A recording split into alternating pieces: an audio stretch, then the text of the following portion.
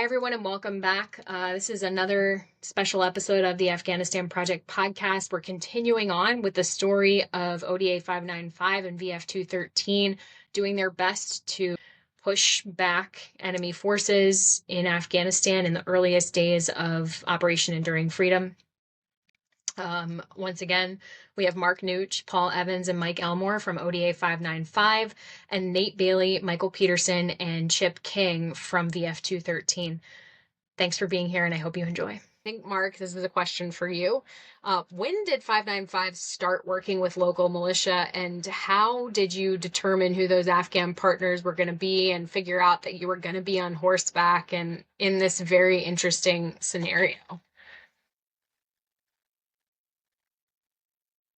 Yeah, we started working with local partners about 2 minutes after landing in Afghanistan.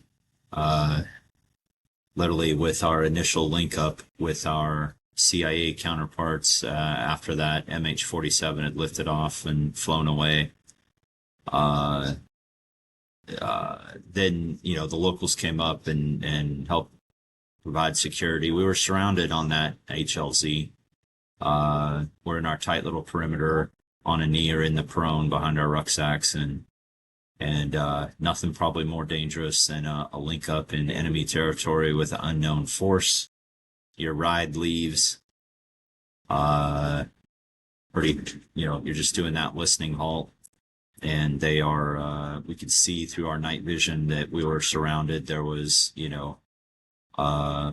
local fighters, with AKs and RPGs on each side of the HLZ.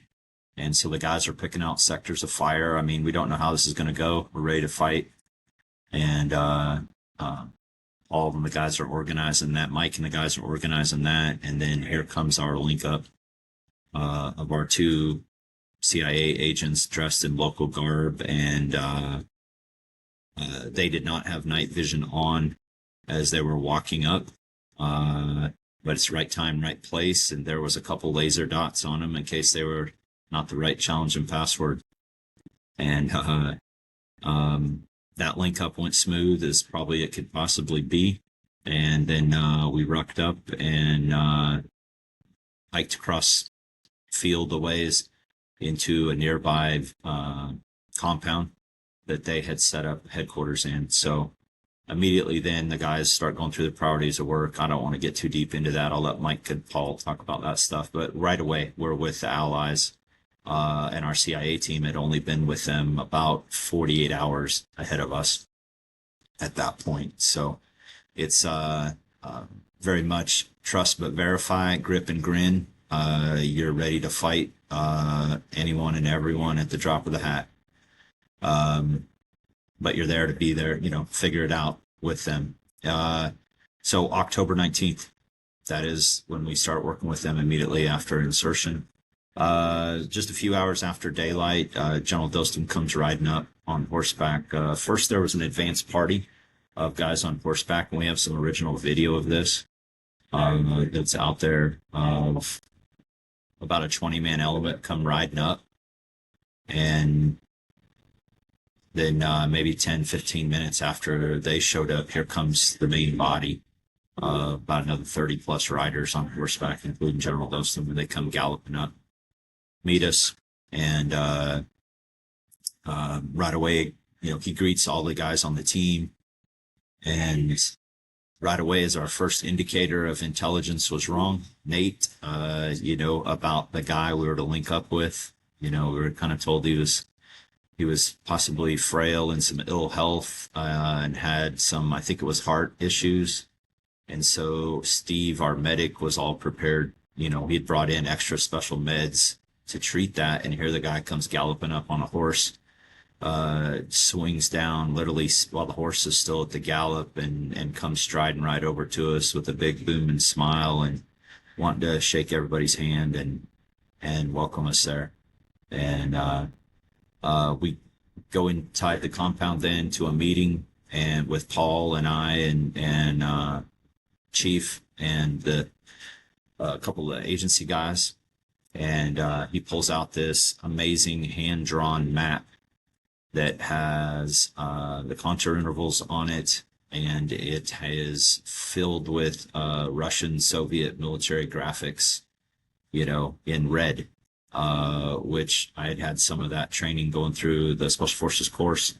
Had our basic Russian military language course where they introduced that Russian symbology and everything else that we had been taught as infantry officers. So he had the Taliban positions laid out in Soviet graphics, and then explained, had that talk, that fire hose of information, and then he agreed to take half of us, 6 of us, to his mountain headquarters and show us where the Taliban were at.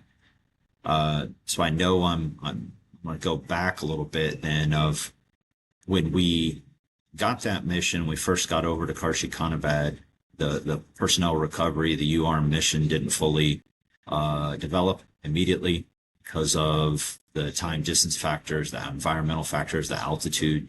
And so the Air Force Special Operations, the CCT guys, their package was definitely going to, they were a lot smaller. They were a 3-man element. They were going to be, assume that mission for CSAR with the 160th. So we're out of a job.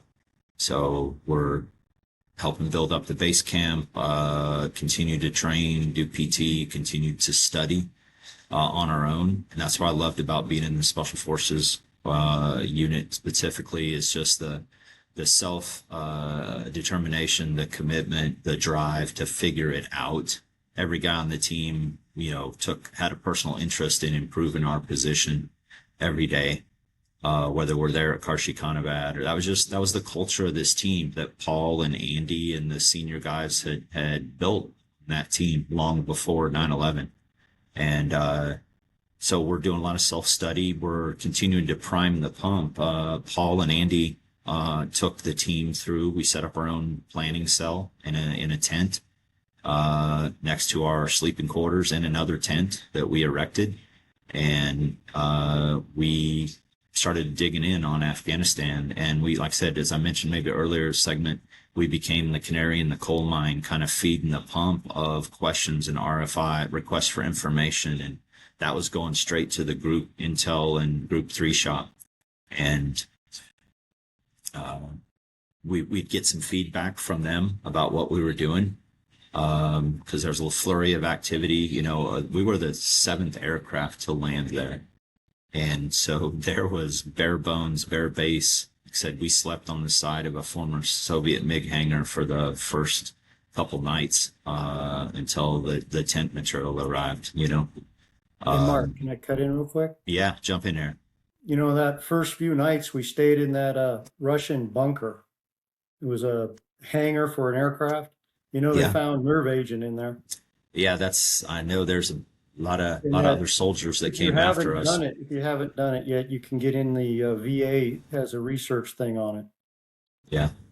Yeah, a lot of our equipment when we went forward actually stayed in there. So Yep. kind of interesting to see how much how much we were exposed to. Yeah. So the 160th was set up in some of the former Soviet hangars with their maintenance equipment and the helos either inside or outside. And, they're scrambling to assemble and configure those helicopters when we first got there. And then there's C-17s and C-130s landing in there constantly. So it's rapidly building up. But the doing the missions, the area study piece of that, and priming the intelligence piece, we identified General Dostum, leader of the Uzbeks, Commander Atta, leader of the Tajiks, and Commander Moakek, that was leader of the Hazara Shia factions. And they all were in armed resistance, armed rebellion, fighting against the Taliban and Al-Qaeda. Believed to be somewhere in north central Afghanistan somewhere, and that they had been rivals. So we're trying to dig in with them. The intel was confusing because if I can get his name right, Mohammed Atta, the guy we were focused on, the leader of the Tajik resistance there, had the same name essentially as one of the 9/11 hijackers. So that got confusing in the pipeline with the intel we were getting. Totally separate guys, right? The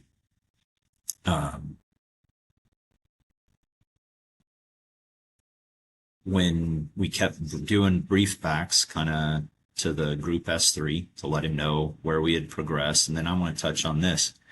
Then we got informed that group had actually isolated like 8 Special Forces teams back at Fort Campbell. And we had never done a formal isolation in the time before we were alerted of the mission on September 14th to be prepared to move until we departed. A couple of weeks later, we had several false starts where you said your goodbyes and we were about to leave, and then the plane doesn't come and you go back home, and that's an emotional roller coaster for mom and the kids. But we had never been formally put into isolation or our mission prep. We just totally did it on our own. And we continued that at Karshi. Where I'm going with this is Paul and the team got word that they had isolated 8 ODAs back at Fort Campbell. We're like, okay, what's that about? Then over the next several days, the word comes that, hey, those teams are coming over and the first 4 of them will be the first to go in. And that was a gut punch for the team morale, because you're like, man, you sent us here, you picked our team for a reason, put us in, coach. And so here come the first 4 teams into the isolation facility at Karshi, and you don't really know. When I say isolation, that is our mission planning process where each of the teams are compartmented. You are provided another NCO that escorts you everywhere you go. You have no interaction with anyone else in the unit, and that's to compartment in case of capture, that you do not know anything about any other Special Forces mission that's going on for operational security. So we see these guys, they're now there. We continue to do our thing. Paul, and I are trying to keep the morale up on the team and everything. But it was a low point right there. You're seeing these other guys, and we continue to plan and prep and kept feeding intel to the group 3. And then Paul touched on it last night. At one point, the group 3 came to Paul, as I understand it, and asked, do you guys think you can call CAS from a B-52? Yeah, it's a 9-limit, right? Just like any other aircraft we train with at that point. And next thing you know, talk about an emotional roller coaster. Now we get the word, and an hour later, we're in the brief intent. We move our stuff into that planning area, and they come in and brief us, and it's the operations order is all of eight pages, as I talked about. That's how little was known, and most of it was information that we had gathered and fed to them. We knew A to B. You're going to meet a CIA team in a few hours. It's going to come here. You're able to ask them some questions. They're going to fly in tonight by 160th. You're going to take them in by helicopter. And then you're initially to go in 24 hours later. And then the agency team got inserted that night. There were some weather delays for about another 48 hours that gave us some more time to plan. But we had 48 hours initially from the time they gave us that mission to be ready to get on that MH-47 and be inserted into Afghanistan. Oh, we joke about coming out of the meeting with the CIA. It was in passing at the end of it that we made a satellite phone call to General Dostum, and almost at the end of that, casually, he says, "Oh, wait a minute, you Americans need to be ready to ride horseback." And wow, we missed some things. We missed that one completely. We later found out articles later in deeper research that his unit and his group had earned a reputation for being horse mounted and fighting against the Mujahideen, and then fighting against the Soviets on horseback. And that was very much a horse culture that they had. And we come out of that meeting, we come back into our planning tent, and we like to, you know, I'd like to tell the story that, you know, Paul and Bob come over to me and say, hey, don't worry about this horse riding thing, Mark. We talked to the rest of the guys, and, you know, we got some of the best training in the world. And we found out some of them have had quarter horse training. Perhaps you have also. They, you know, took you as a kid to the county fair or something, and you rode a merry-go-round in a circle. You know, there was no training, no doctrine. You know, 10 of the guys had never been on a horse in any significant manner their entire point in that life, to that point in their life. So, wow, we this is it. It's going to be interesting. Hey, Mark, did you know had you known how long the CIA guys had been in the area? They arrived. For that team, majority of them, that was their first. There was one individual that we actually had interacted with in 2000, a year prior, when we were there on a JSEC, and he was part of another mission that was ongoing to liaise with the Northern Alliance at that point. They were inserted separately, though, right? From you? Yes, they were. Yeah. Yep.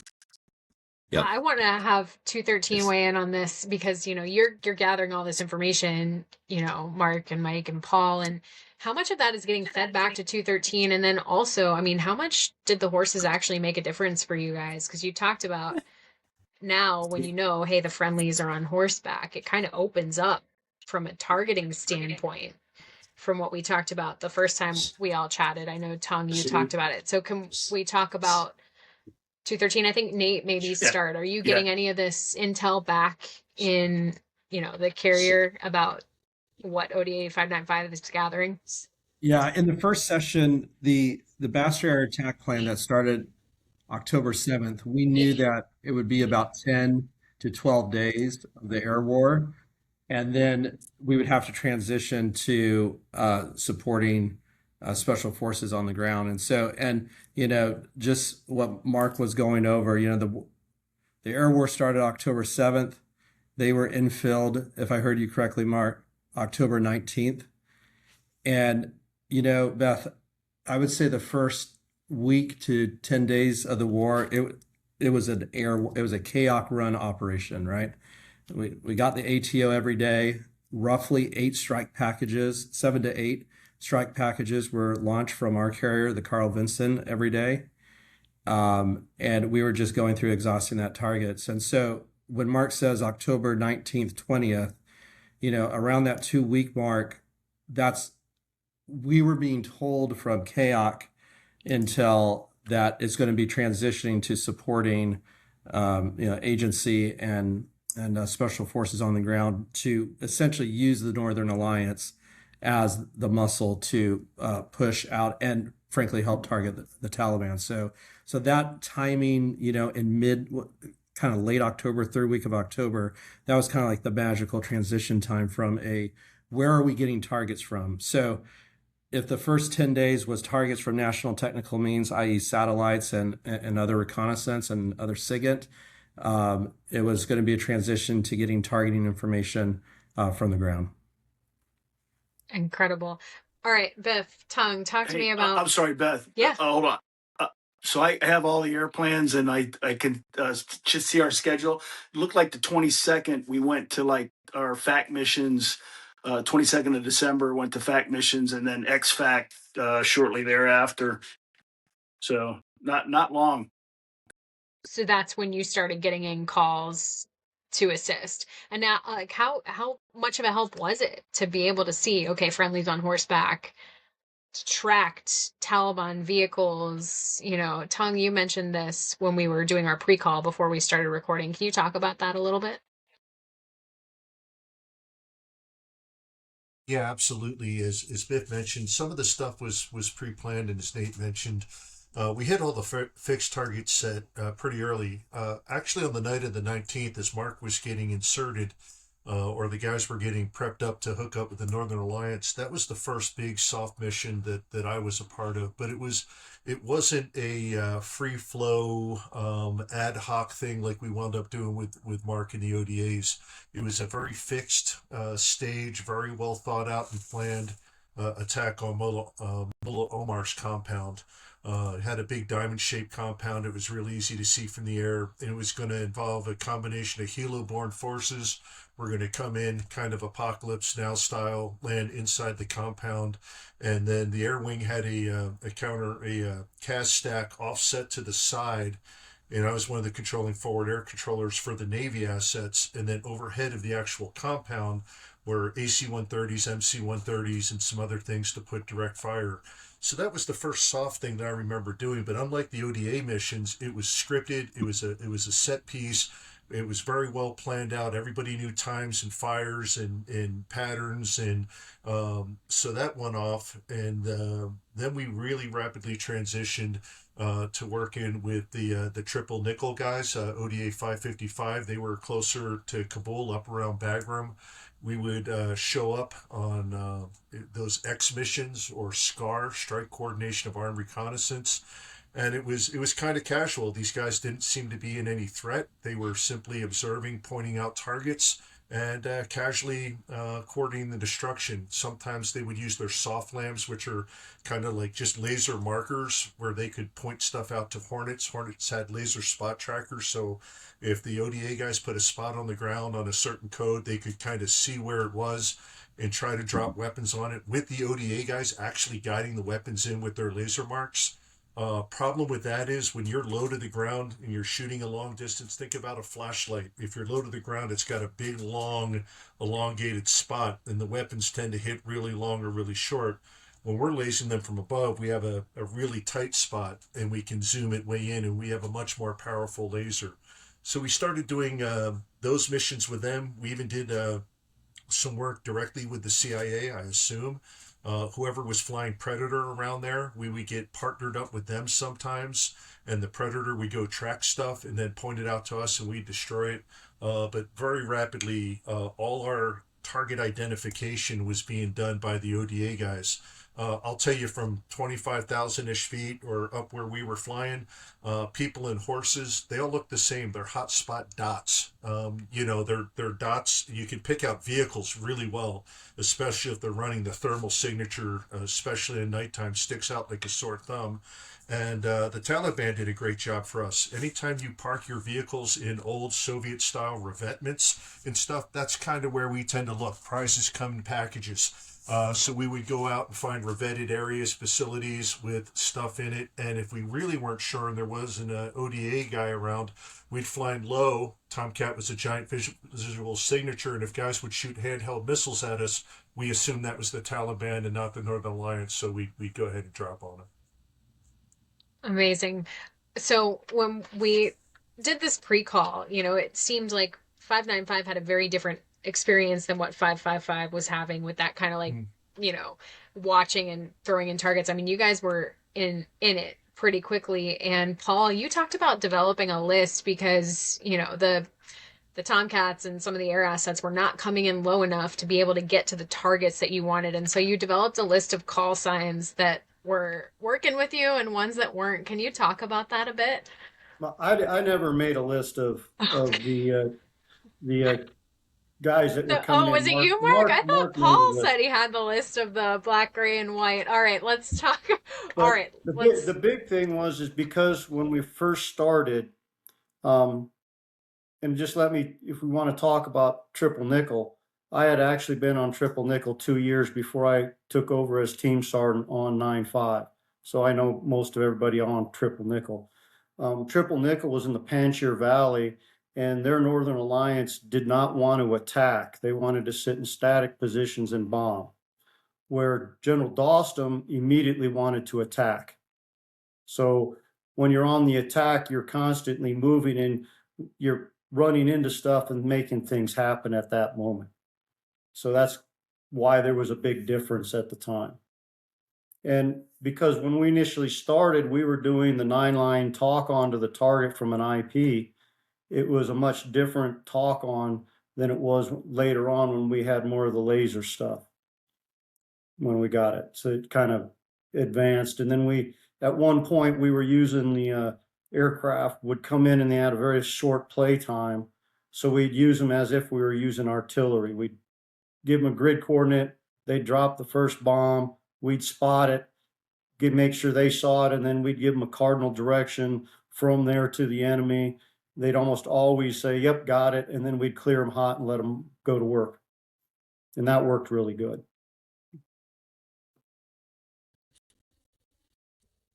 Yeah, I don't recall in our train up that we worked with any F-14s. I think in Kuwait we had F-18.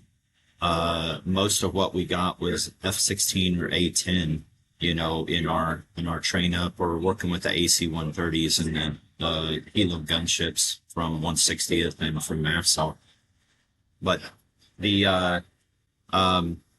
I talked a lot earlier. I'd like to, get Mike involved in here. He was our junior weapons guy on our team, and I know he can talk to, the equipment we brought for CAS and other things, or whatever you want Mike to get into. Yeah, Mike, I'd love for you to talk about that. And if you can talk about the frustration, because there was frustration with trying to get people to come low, trying to get people to see the targets. You guys mentioned it. It was really compelling to hear because it's part of, I think, what comes next on November 5th. So can you talk about that, Mike? It was frustrating from our perspective prior to getting those soft lambs.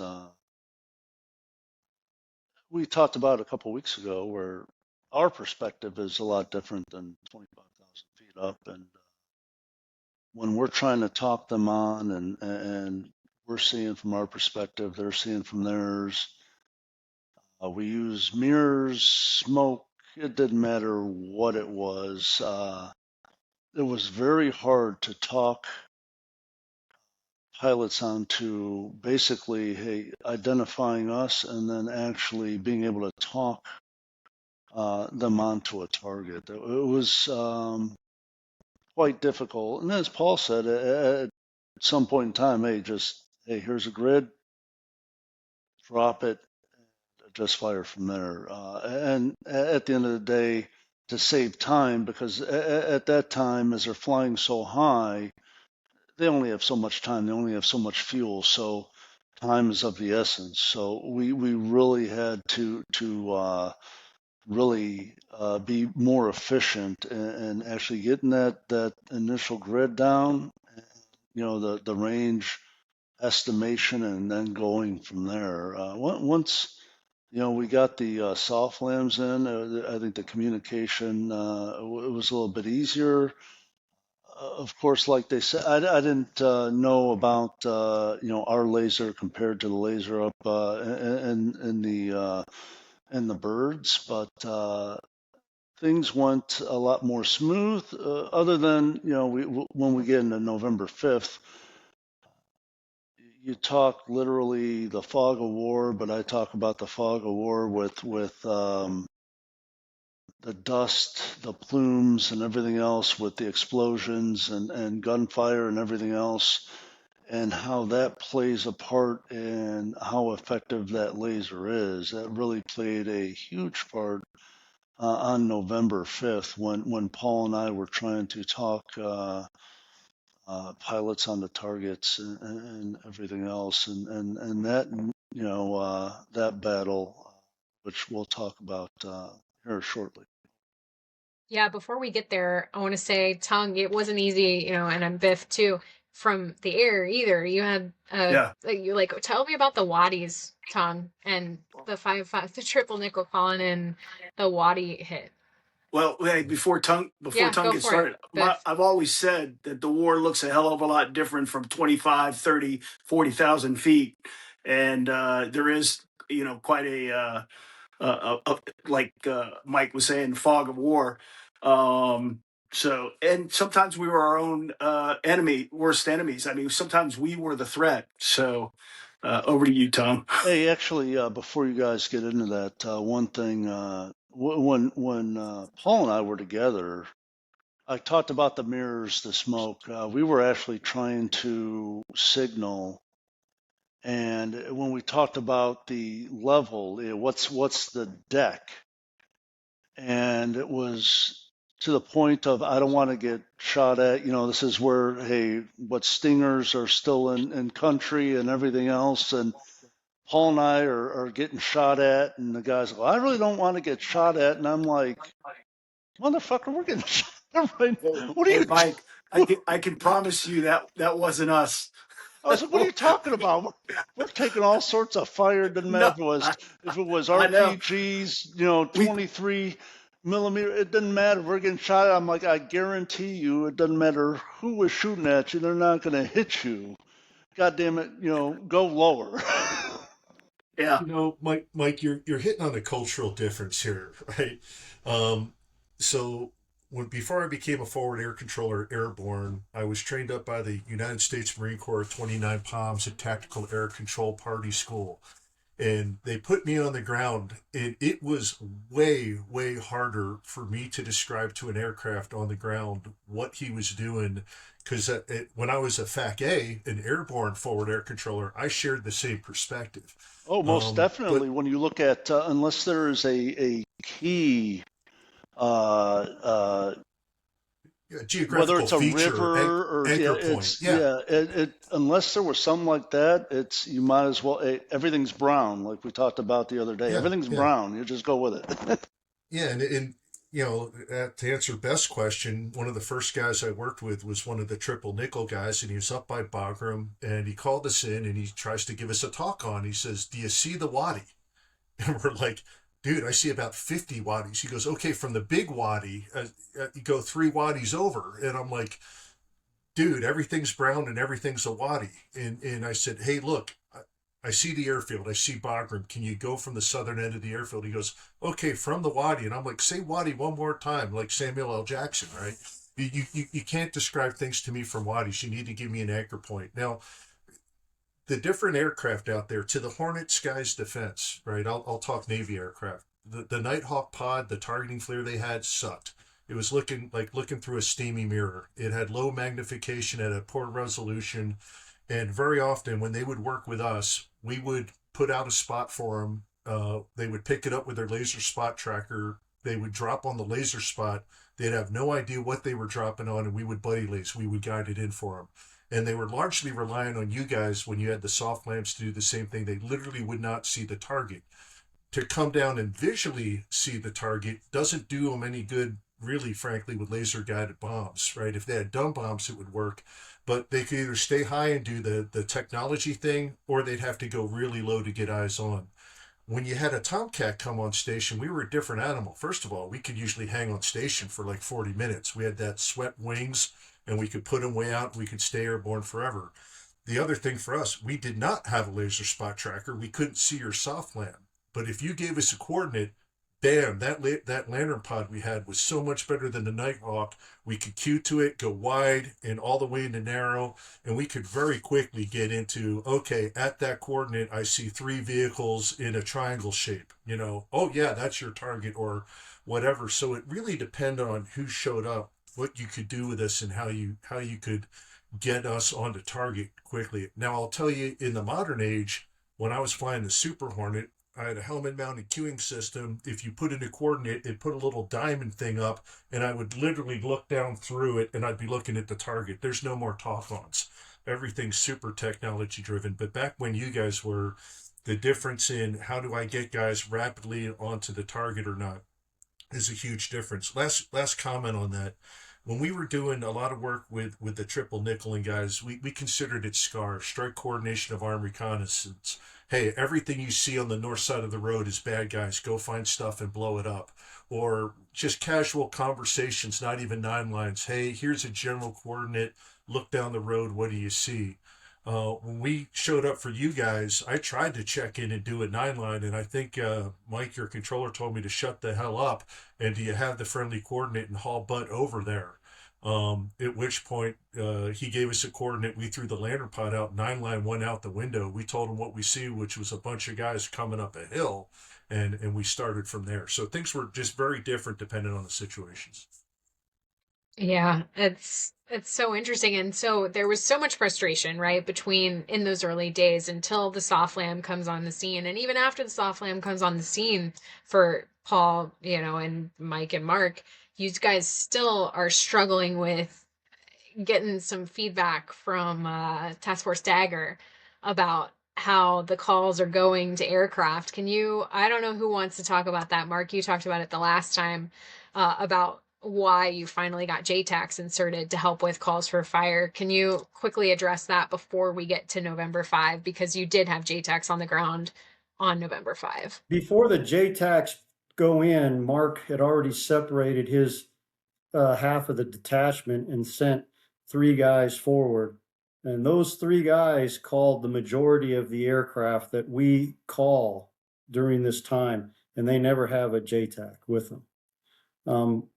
The Air Force started complaining that because we were just blowing up dirt, that they weren't going to give us any more aircraft unless we had Air Force personnel on the ground that could actually spot the right stuff.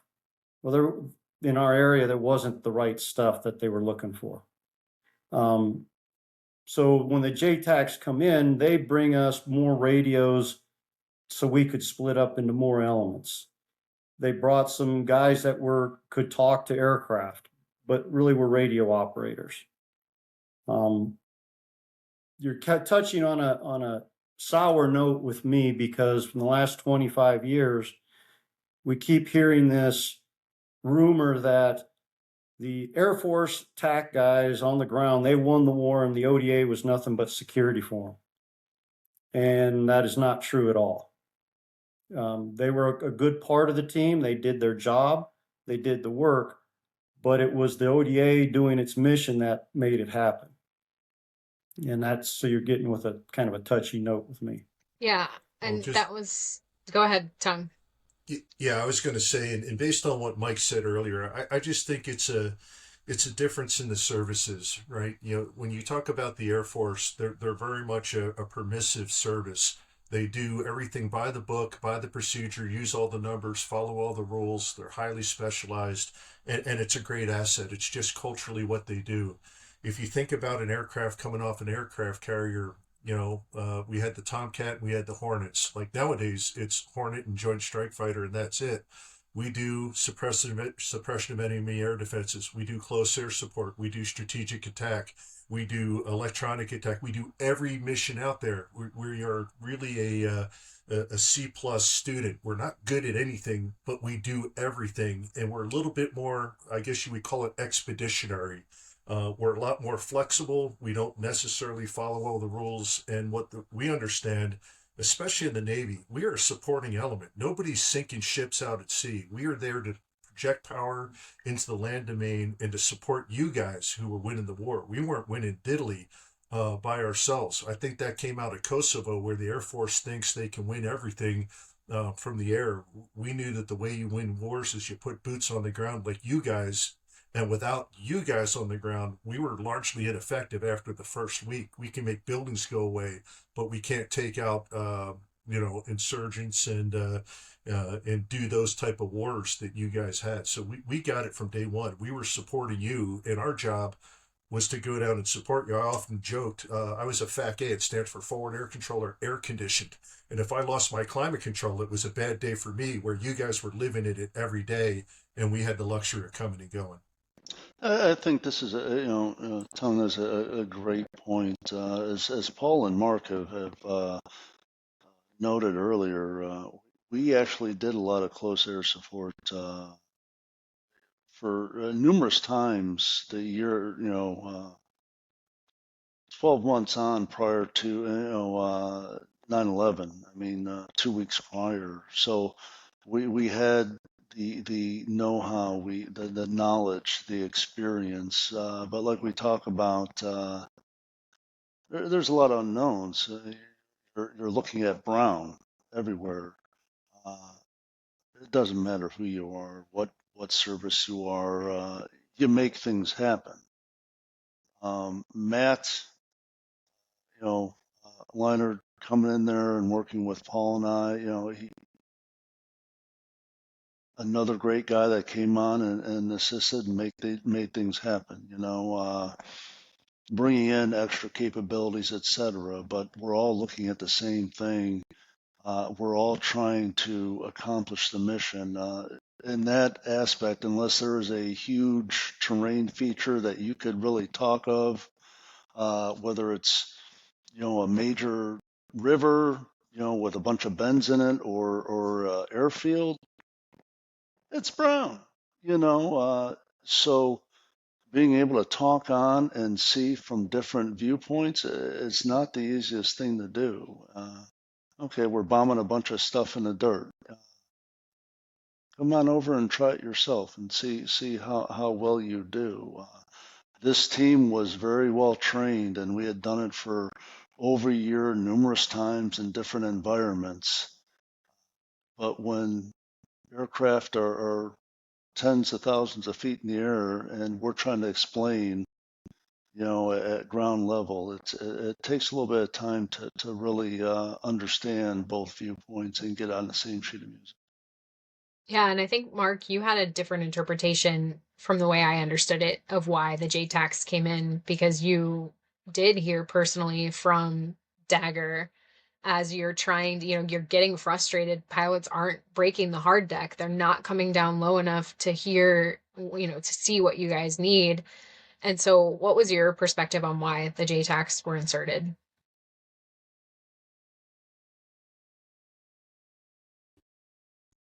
I'll go back to our mission planning and touch on that briefly. Our mission was to conduct unconventional warfare in support of General Dostum.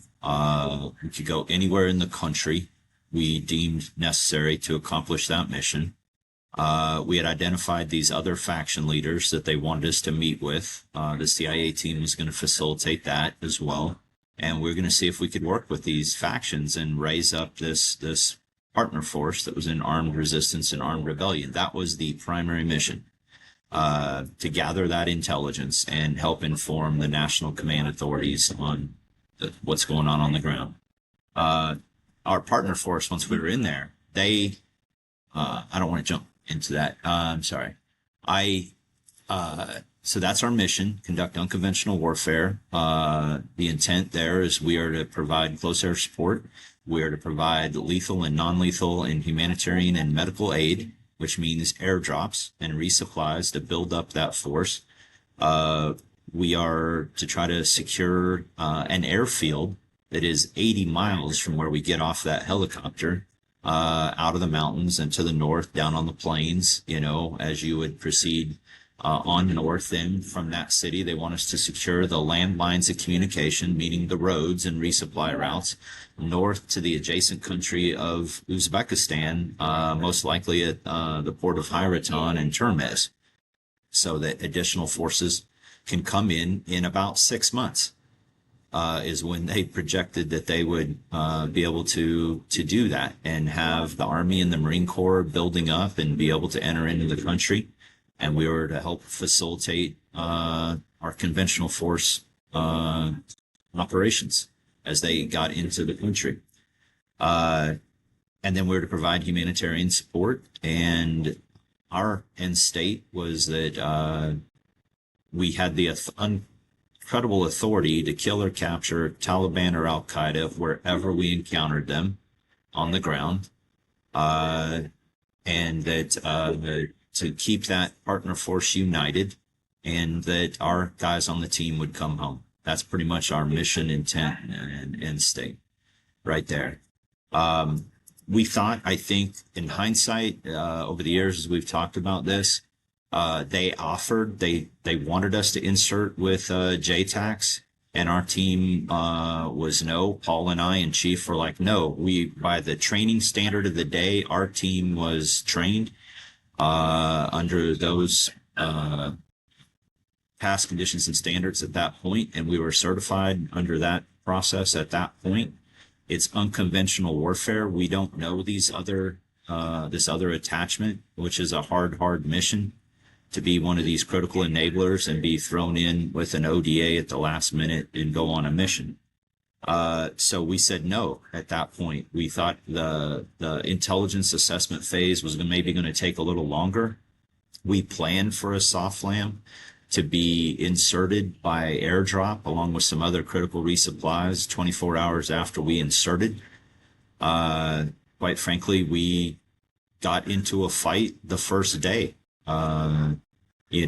After General Dostum agreed to take 6 of my guys, my half of the team forward to his mountain headquarters, and we mount horses and make that movement, and come up on comms with Paul and Bob back where our insertion was. We're up on a big ridge line, and we're south of the Darius Suf Valley, that massive canyon terrain feature that you all could see from the air.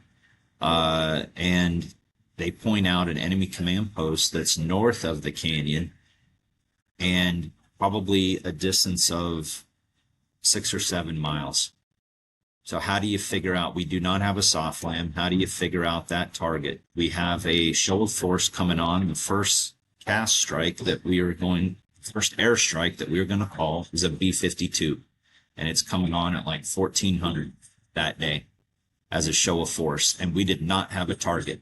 And so as we rode up there just maybe an hour or so before that aircraft is coming on station and he shows us the enemy, how do we determine that from a 1 to 250,000 scale map, our invasion chart? So we come up with a plan, and we split into 2-man teams, buddy teams, and two-man pairs go left and right down the ridge line, half a mile or more, and they whip out the old Mark I compass and shoot an azimuth, and we do a resection to determine our position and that enemy position with an intersection. Those techniques, pretty old school, pretty basic. Yes, we had those Garmin GPSs, and the guys were able to use those civilian unencrypted GPS devices that we talked about that run on AA batteries, and we got those coordinates, and we came back and we sat down with a sharp pencil on a 1 to 250th and drew that out with a map and approach compass. And here comes the B-52. Drop it. It falls short. We had never trained with a B-52. But then we learned it takes 20 minutes to racetrack that B-52. And so they come back around for pass 2. And that first one was good. I'm pretty proud of what we did. We were probably less than 200 meters from the target. It fell short on a slope that we could see. It was like an armored company of tanks and BMPs and Toyota pickup trucks and probably about 150 people and a building structure. The second pass went long, unobserved, that went over that ridge line. And so now here they come around for pass 3, again, another 20 minutes. And in the meantime, our enemy force walks down and stands in the crater of the first bomb. So now they're already racetracking, and now we're trying to adjust coordinates to that B-52 crew.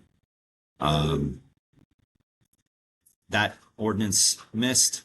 Probably because of the altitude. We didn't know the altitude of the target exactly.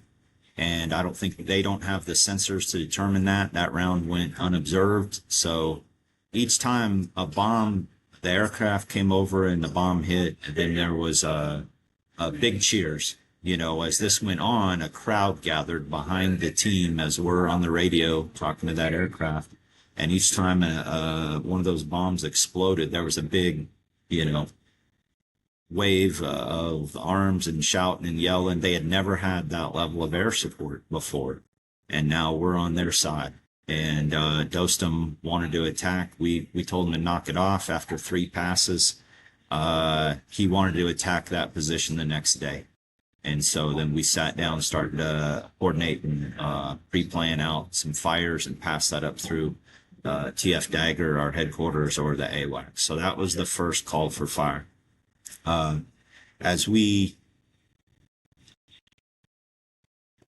we got into it the next day with them. Now we're up with the main assault force, and we're doing some pre-assault fires with the assets that came in.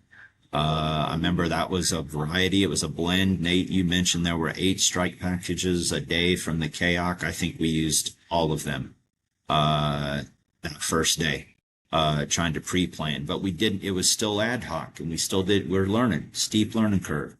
So we take that objective with the help of pre-assault fires from strike aircraft, and then from my perspective, I can see the assault force on horseback taking this village, but then deep beyond them, I can see an armored counterattack coming, and we jump on the radio to get another set in there. Those aircraft came, got them on. We're trying to get them on that armored reaction force that's coming to us. And then the dreaded words over the next few days of, I got to go Texaco, right? Or whatever it's called, is they got to go get gas. So we're in the middle of striking them, and they got to leave to go get fuel. And I turned to General Dostum and I said, we got to withdraw the force immediately, because point out of we lost our air and there's no more air. And that armored force is about to hit the village that we just secured successfully with our partner force. So he gets on the radio, and one of the local forces, one of the local commanders sets up a rear guard delaying action. They set up an RPG ambush. The rest of the force we can see is withdrawing back out of the village. And then they strike those armored vehicles with RPGs as they come into the town. And then we got out of there to live to fight another day. So that's why we sat down. Part of the team, we would sit down and after action review every little engagement, every little thing. What did we do right? What did we do wrong? What nearly killed us? How do we make sure that does not happen again? And then share that immediately with the rest of the team. And with higher headquarters. And we adapted. And after a couple days, we realized it was Andy sat me down. He's like, we got to split. We got to do something even riskier. Our 6-man section's got to go into 3-man cells. So we split Andy and 2 other NCOs out.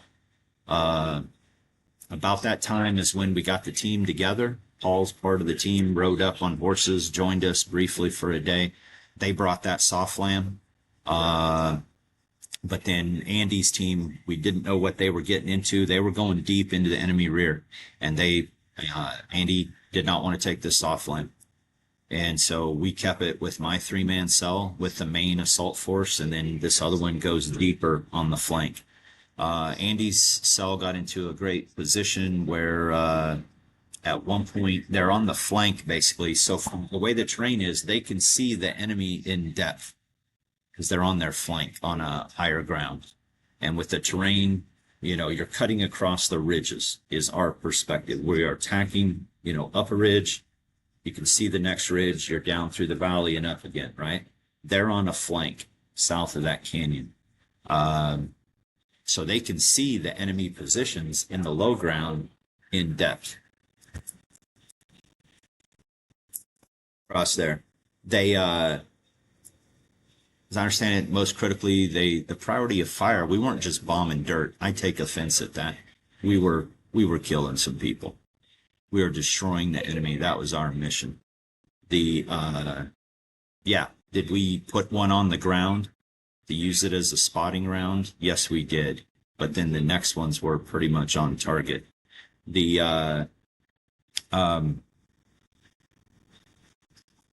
watched a tank. Our priority of fire was to tanks, armored personnel, vehicles, artillery, and air defense systems. We never saw any radar guided or anything like that. We never saw a SAM or any kind of surface to air. Now, they had 23-2s, the ZSU 23-2s.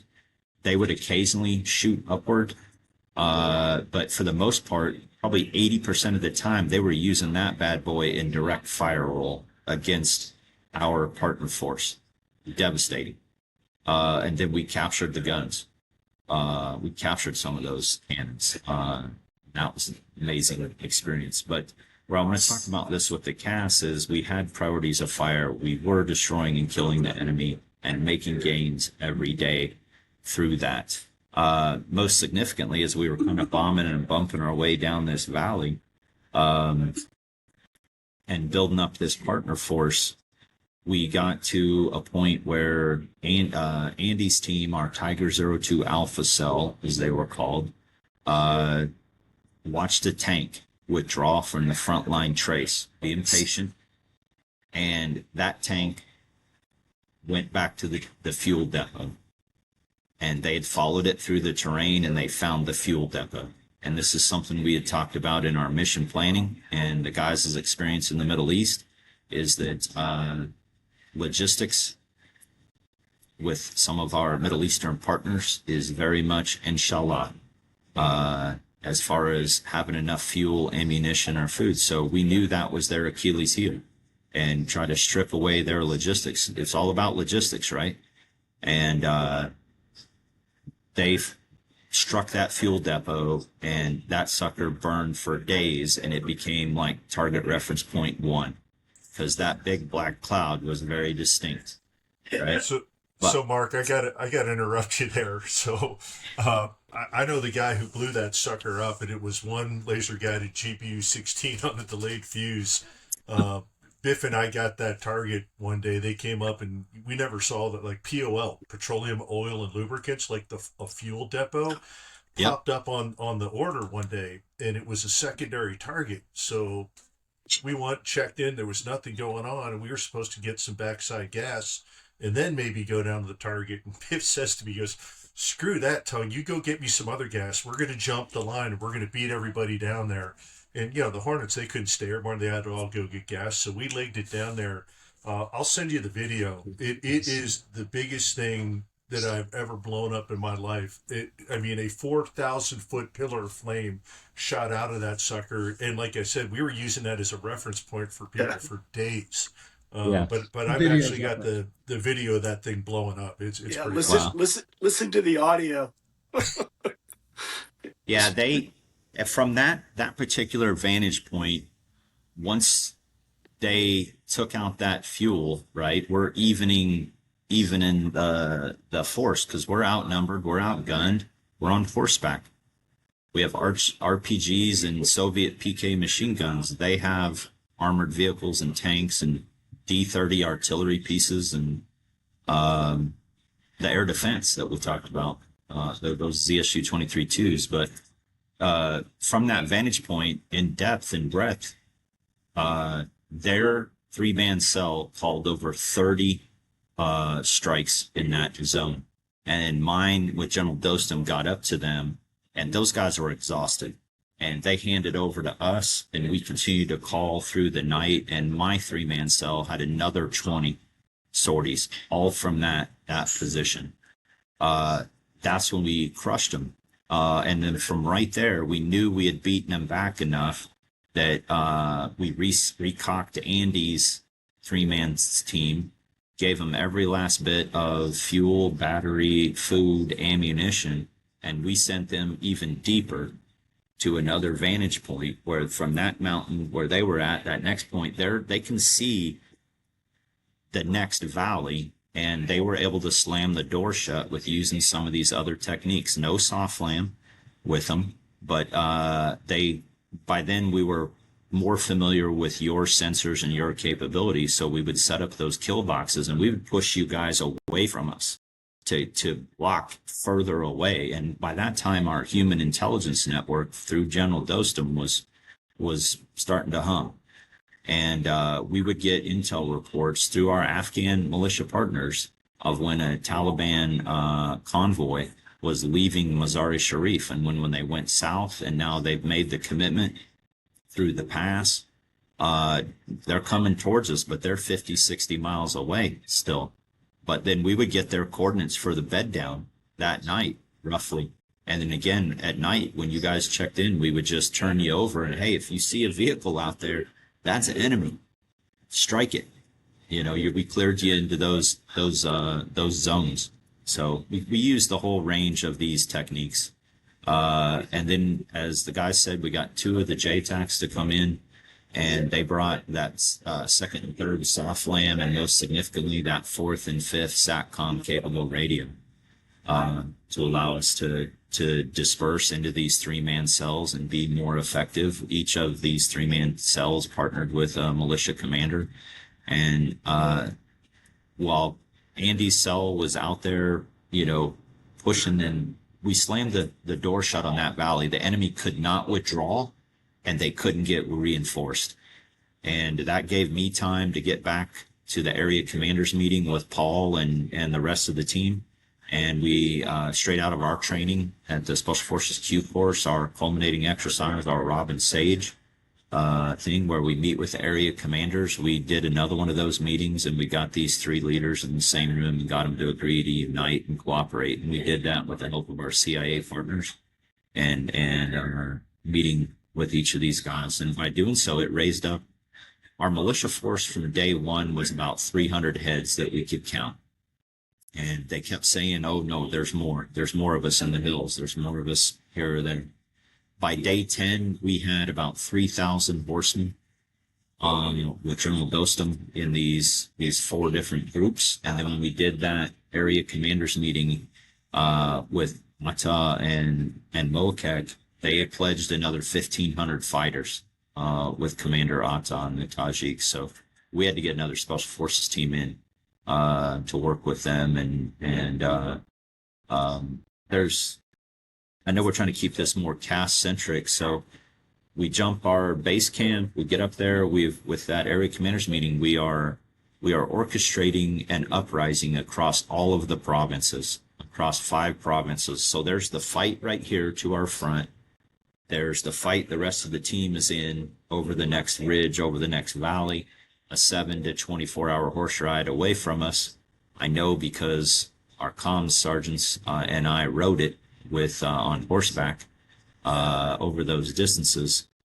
But then we get Paul's cell was the next to go north. They were the first to go north of the canyon for us. And that big uprising was supposed to occur on November 5th. And so I'm gonna yield. I've talked way too much here in this still, but I know the November 5th thing is what we wanted to get to. Well, and I think this would be a great time to talk about 213, that day, November 5th. Was there anything of particular note, anything that would indicate that what is to happen was going to happen? I'm going to assume not, but I would love for you guys to weigh in as we get ready to talk about this. Yeah, Tung, over to you. I mean, it was just, I'm looking at the schedule. I think it was just another fact mission that, we were tail end Charlie, and once we were Winchester, we, were vacating. But I'll let you talk about it because I know we were concerned about a couple of the munitions that we dropped as we were exiting the area. Yeah, we were on, I think we were on for XCAS. FAC is when you're actually a qualified JTAC in the aircraft and you're conducting CAS in support of the JTAC on the ground. But I think we were on there for XCAS, which just be X in front of anything means you just have a vulnerability window. So we knew our on-station time, we knew where our front side and back side gas was, and we knew what our ordnance was, but we didn't. And we knew a general area that we were going to, but we didn't have a specific target. So we checked in. We were told stand by. Just hang out. And almost right away, we heard from the AWACS there was a call for an emergency JTAR, Joint Tactical Air Request, that somebody said they needed air support like right now. So we pushed over to the Freak. I attempted to check in with the JTAC on the ground. He promptly told me to shut the hell up. And do you have the friendly coordinate? And I said, yep, got it. He said, read it back to me and get there ASAP. And we could already hear in the background as I was talking to the JTAC on the ground, we could hear a firefight going on, right? You could hear that. So that kind of upped the level of urgency. So at that point, I put a coordinate in, had it there. Biff was already heading over there with our wingmen. We each had 2 laser-guided bombs on each aircraft, so a total of 4. from the section, and we threw the lantern out there. We just started going big to small of what we could see. As you guys would imagine, we saw a lot of dirt, and we saw some valleys and some hills. And as we get closer, we said, "Hey, we're a couple of minutes out. We see a big hillside, with kind of a ravine on the south side." And he said, "Yep, that's it. There's guys coming up the hill. We're on top of the hill. I think he said they're coming up the south side. I forget which side he said, but he gave us the side, and he said they're coming up the hill, and we could still hear the firefight. And he said, put a bomb at the base of the hill." So literally, I'm lasing dirt. I just put the lantern out there, take the very bottom of the hill, put the laser spot on it. I don't see anything there, but that's where he wants it. And we drop a weapon. Come back around. He says, "Yep, contact hits. Put your next one halfway up the hill." So he's kind of doing the artillery thing, walking it. We put the next one halfway up the hill, and we're out. Biff and I are out. So we dropped our 2 laser guided bombs, and Lead was up there watching it, and he says, "Contact Lead's hits." And he says, "Okay, put the next one 3/4 of the way up the hill." Lead comes in, sees where we are. He puts his 3/4 of the way up the hill. And then the JTAC comes up and says to me, "Hey, just put the next one on top of the hill." I jump back on the radio because I'm a forward air controller, and I say, "Understand danger close." And those words mean something very specific. What they mean is, I am about to put a weapon, and you are going to be inside the effects of my weapon. It's another way of saying, you just asked us to bomb you.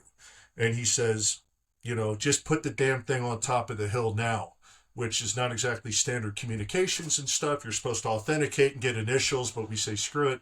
And the wingman comes in, and he does exactly what he's told. He puts it right on top of the hill. And I come back up, and we're watching this now because we're flying high cover. And we come back to him and said, "Hey, how was that?" Because he was giving us feedback on each of the previous bombs. And I hear nothing. And, in the aircraft, this I'm expecting him to come back with something. And we come back up and say, "Hey, Tiger, how was that?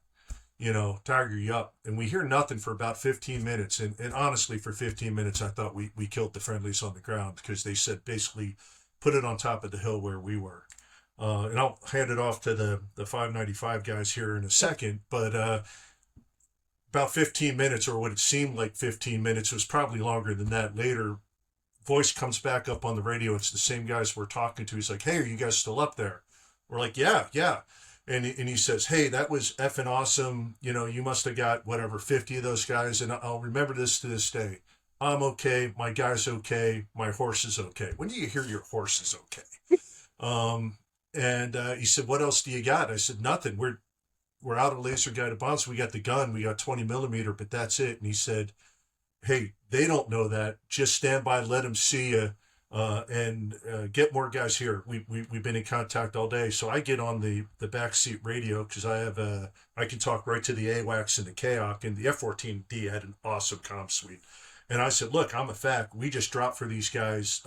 Get more guys here." And they told me, "Hey, the next wave is up on the tanker, but it's going to be at least 25 minutes before they get there." I relay that to the ground FAC. "Hey, I asked for more guys, but they're gassing up now. It's going to be a while before they get here." And he told us to just hang out. Fast forward later is when we wind up having to come down and strafe, because that's all we had. But I'd like to take it over to the 595 guys for their perspective of that sequence of events, because I'm sure it's different, and it's probably nowhere near, as exciting as we made it out to be. I think it would be really great to have you guys talk about what was supposed to happen that day, because everything that was supposed to happen that morning had not happened the way that it had been planned. And then this was really, I think, dramatic from multiple angles, because you guys are split up. So can you talk it through from what the day was supposed to start with and how that didn't go to plan? The 5th was supposed to be the start of the main attack, where we pushed up the valley. And our mission, 02 Charlie's mission, was to protect the right flank. There was a village off to the right that we couldn't see from our location, and we were afraid there was a counterattack force down in the valley in this ravine-ish area. And so my mission was to get as far to the right, on the right side of the attack, and make sure nobody rolled up Dostum's forces. About 7:30 in the morning of the 5th, we were at our initial OP and we start bombing, and I'm going to call it OP where the close air support happens that you're talking about, Tung. But we're back one ridge line, and we did our initial attacks with B-52s on that ridge line onto the Taliban positions. Around noon, the Taliban departed that ridge and fell back to the next ridge. And when they did, Dostum attacked down the ridge all the way to that hill, us accompanying. That was a very interesting event there because as we were moving down the ridge, we were within machine gun range of the Taliban. So they were shooting at us the whole time we were moving down the ridge. And for funny stuff, we're moving down the ridge, and you know how ridges, you're on the back side of the ridge where you're safe, and you come down to a little saddle between a little hill and that, and it opens up and the trail goes across the saddle, and the Taliban could see you on that saddle. And I'm watching the Northern Alliance get to this spot, and they dismount off their horses, and they walk down the hill leading their horse down below this where the thing, and they walk the horse around, and then they walk it back up. And it's, like we're talking 50 meters max. But the trail goes right through that saddle. And I'm like, just spur the horse and run. So it comes to my turn, and Mike was behind me, and so was Matt. And I spur my horse, and it takes 3 steps into that saddle. The machine gun fired, pop, pop, pop, pop across it, and it stops dead in its tracks. I could not get that damn horse to move. And I'm going, this is going to be great. I'm going to die on a damn back of a horse that won't move when it's getting shot at. So I'm slapping it and doing everything I can to finally get it to move across that spot. And that's the kind of thing, the way the day is going. Well, as we're moving along that ridge, the Northern Alliance guys are all along the ridge, probably 200, 300, 400 of them, all shooting at the Taliban, which are on the next ridge, shooting back at us. We get down to the spot where we had bombed in the morning. There's a bomb crater from a 2,000-pound JDAM, and we occupy that bomb crater. And we start identifying dirt targets. Well, we were priority for air coming in at that point. So we start doing up our 9 lines, basically identifying targets. And Matt starts getting on the radio to Kmart to bring in the next aircraft. Well, he's doing that. I then go off the hill, and because the terrain was so steep, even though you're on top of the hill, you couldn't see down into the ravine. So I had to go do a recon further off to the right to keep going to see if I could see down in this ravine. And I got to a point where I still couldn't see to the bottom, but if I went any further, I would fall off the hill. It was that steep. So I figured, okay, I can't see down there. There can't be anybody down there. And as I get back up to where Matt and Mike is, we've identified some targets. And one of them, we're going to laser this target. Well, one of the things about that soft LAM is after you talk to the air crew and coordinate the laser codes and all that kind of stuff, there's a time when they tell you to laze on. And once you go laze on, you have to laze basically until the bomb hits. So that's anywhere from 30 seconds to a minute of that guy staring through that laser with the button down, and he can't move or do anything else. Well, so I signed Mike, the junior guy, to do that as I'm identifying more targets, and about this time, the Taliban start to counterattack. So Matt is on the radio talking, Mike is lasing, and I'm providing suppressive fire at this time. And it's getting a little bit exciting. And the Northern Alliance does what guerrilla warfare guys do. You never become decisively engaged. And now this is becoming a decisive engagement. Well, when these guys shoot their 2 magazines for their AKs, they leave. They just turn and leave. When they shoot their 1 belt from their PKM machine gun, they literally have to pick up links for the belt, because it's a non-disintegrating link belt, and they have to keep that belt, otherwise they can't belt feed their gun anymore. They grab that belt and they run. So I'm over here providing suppressive fire, waiting for these aircraft to come in and turn around, and suddenly there's like, where there would have been 300 or 400 guys, there's now 4, there's our 3 and like 2 other Northern Alliance guys. And I'm like, what the heck? We're up on the high ground, we can defend this. Where'd you guys go? But we weren't going to leave because we had that aircraft coming in. So the aircraft comes in and it drops the bomb for Mike, and he flies it right in the bunker window. And I mean, it positive hit, great hit, destroys it. I think he did another strike, came in right after that. And I literally had to tell him, okay, it's time to go. And Matt is now talking people into danger close as we're grabbing our bags. Now, the one Northern Alliance guy, he tries to grab one of our backpacks.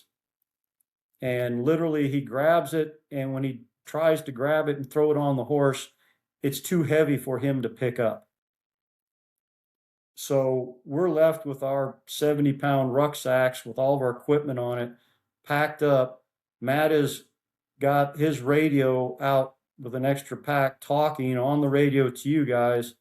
We put down some suppressive fire. We are running off the backside of the hill as he's talking to you, Tongue, to put that on. So he's actually running and talking at the same time. In that 15-minute window, we get down to the bottom, and I can remember hearing one of the gun runs, you guys come in, and I was thinking as I'm running out of breath going, wow, that sounds really close. I'm glad it's on the back. I think it's on the other side of that hill from us. But we got to say that was outstanding. You guys did a great job, and you never said, no, I can't come down. And that was really welcome on our part. Yeah, from Matt's perspective, and I just want to give Matt kudos. I've talked to plenty of guys that are in that situation that are screaming their head off and they're hysterical and they're not helping their cause because I can't understand them and they're not being cool. And you got to be really cool and you've got to be very precise with your communications. And Matt was absolutely, I mean, I could hear the suppressing fire, whatever you're laying down in the background. I knew there was a gunfight going on, but Matt was absolutely clear, calm, cool-headed, and he really contributed to us being able to rapidly get ordnance down on that bombing run. And then, like you said, those few minutes later, we were basically called in the same scenario. There, we could hear another running gun battle, and there's guys in contact, and they're just looking to get guys off them. And we're the only show in town, so that's when I tell Biff, all right, hey, we're going to go down and do this. We weren't asking permission. We did come up on the radio, and I think I told the AWACS, I just told them, hey, we've got guys in contact. We have to go down and strafe, and we're going down to do it. It wasn't a request. Hey, Tongue, yeah. I think they used a term like prosecute as necessary, because we did let them know we were going to have to go below the hard deck, and they were like, prosecute. Well, we just said we're going below the hard deck and we're going to strafe because these guys are in contact. And I remember the KOC commander coming back up. I forgot what his call sign was, but he literally came up on the radio and said, yeah, you're authorized to prosecute as necessary, which was the worst thing for me because now Biff had a get out of jail free card. So I knew it was going to be sporty. The Tomcat only carries. I still got my ass chewed when I got back. Yeah, trust me. The Tomcat only carries about 500 rounds of 20 millimeter, and we were carrying SAFE, semi-armor piercing, high explosive incendiary rounds. It's made to be an air-to-air gun. But when you come down, we had it set on gun rate low, which is 4,000 rounds a minute. The trigger, you preset it. You can't select in the cockpit. The gun was set on 100-round burst. So we knew we were hopefully going to get four full bursts and maybe a burp out of it. But we were only going to get about 4 runs. And so when Biff came out, I threw the lantern out there to just kind of see what I could see. And we could see folks moving across an open area, as was described to us by the FAC. So I just talked Biff onto it, his eyes onto it from what I could see at distance with the lantern, and he just went into a dive. and he kind of pulled back on the stick and then walked the rudder, so it threw a giant zigzag out there. And a 100-round burst sounds like that's 100 rounds. And then we just did what they tell you never to do, which was we set up a racetrack and did 3 more runs same way, same day, because it was a pretty narrow canyon. And I mean, that's the only way we could kind of hit the target. So we did kind of 4 runs and got out of there. Now, back to what Mike said earlier, the handheld threat, okay, so we're now down where ZSUs can hit us. Potentially somebody who knows how to lead a 500-knot target could throw some machine gun fire out at us. And now handhelds, those SA-7s, SA-14, Stinger type things can be shot at us.